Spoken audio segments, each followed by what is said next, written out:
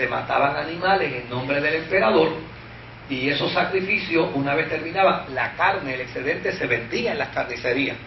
Entonces Plinio le dice a Trajano: mira, aquí los cristianos no compran la carne de los animales que se sacrifican en honor a ti. Claro, Plinio trajo a los cristianos ante él y planteó que él podía manejar la situación. ¿Cómo la iba a plantear? Exigiéndole a los cristianos, número uno, a que adoraran a los dioses paganos de Roma. Número dos, a que adoraran al emperador. Y para resolver el problema de una vez por todas, no solamente les pidió que adoraran a los dioses paganos, no solamente les pidió que adoraran al emperador, sino que les pidió que maldijeran a Cristo. ¿Verdad? Y digo, todo el que haga esto queda libre. Desde luego, siempre hubo quien quedó libre. Pero Plinio le escribe a Trajano en la carta y le dice: es difícil a un cristiano hacerlo cambiar de opinión, y la mayoría de los cristianos prefieren morir antes que adorar a los dioses paganos, antes que adorar al emperador, antes que maldecir a Cristo. Y desde luego Plinio le dice a Trajano que porque los mato por ser cristianos nada más, o los mato porque se niegan a adorar a nuestros dioses, se niegan a adorar al emperador, o se niegan a maldecir a Cristo. Entonces, desde luego, la mejor manera de resolver el problema era que el emperador Trajano le dijera cuál iba a ser la causal para acusar a los cristianos. Plinio le escribe en la carta y le dice: ¿debe castigarse a los cristianos solo por llevar ese nombre, o hay que probarle que han cometido algún crimen? Entonces, mire lo que le contestó Trajano. Trajano le contesta y le dice: mira, Plinio, no hay una regla general para aplicarle a los cristianos. No existe tal regla.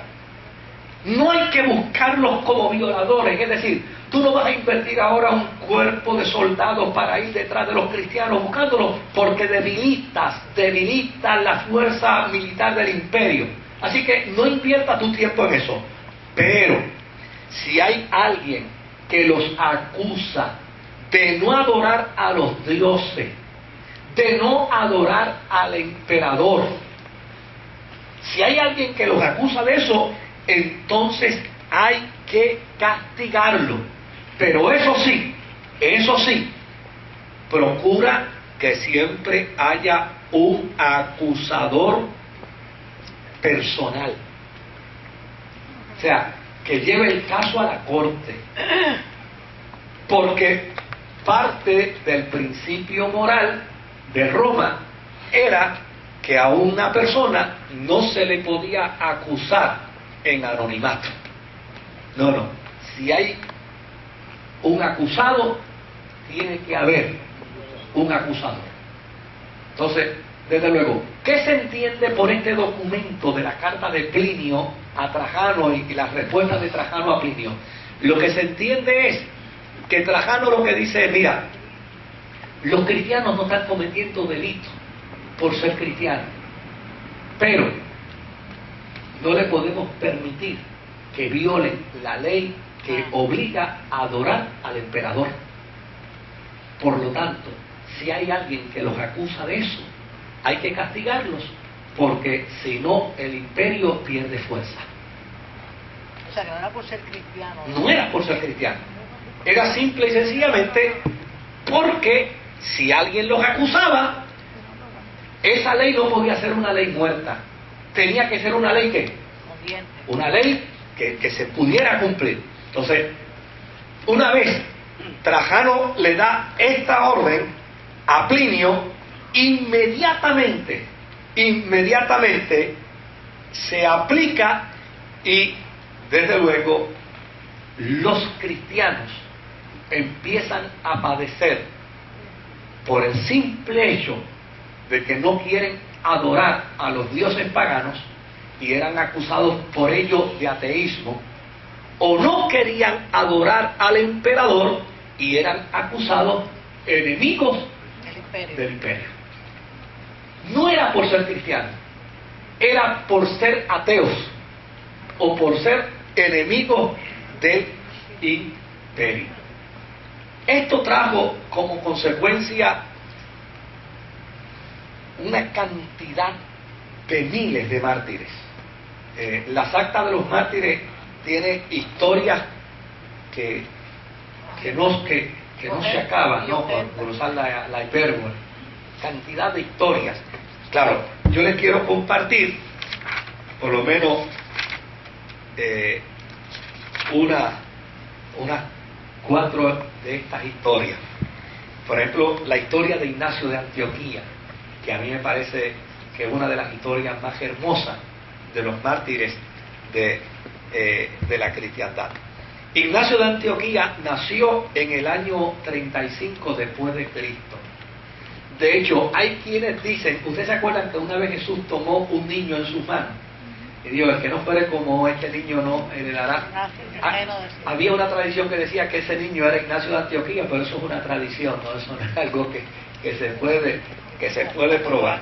Pero, habiendo nacido en el año 30 después de Cristo, obviamente la razón es porque se estima que entonces era un bebecito cuando ese evento sucedió. Ignacio de Antioquía, no se sabe en la fecha de su arresto, no se sabe quiénes lo acusaron, pero sí se conoce su martirio, gracias a que cuando salió de Antioquía hacia Roma para ser fusilado o asesinado en Roma, ajusticiado en Roma, él pasó por el Asia Menor y rumbo hacia el Asia Menor. Note bien que para que un cristiano fuera condenado había que acusarlo. Por lo tanto, si nadie lo acusaba, él podía decir soy cristiano, pero ya sencillamente, si nadie lo acusaba, no le pasaba nada. Y camino de Antioquía a Roma, Ignacio se encontró con un sinnúmero de cristianos en todo el camino por el Asia Menor. Con ellos conversó, con ellos envió cartas a la iglesia. Hay 7 cartas de Ignacio de Antioquía que son las que narran precisamente la historia de su martirio. De hecho, entre los que lo visitó está Onésimo. ¿Se acuerda ese de la carta de Filemón? Dice que Onésimo fue uno de los que lo visitó y compartió con él. Otro dato que es interesante es que en aquel tiempo los esclavos tenían funciones pastorales. Y de hecho, en esa carta que se envía el gobernador y el emperador, una de las cosas que él le cuenta al emperador es que castigó a 2 pastoras esclavas.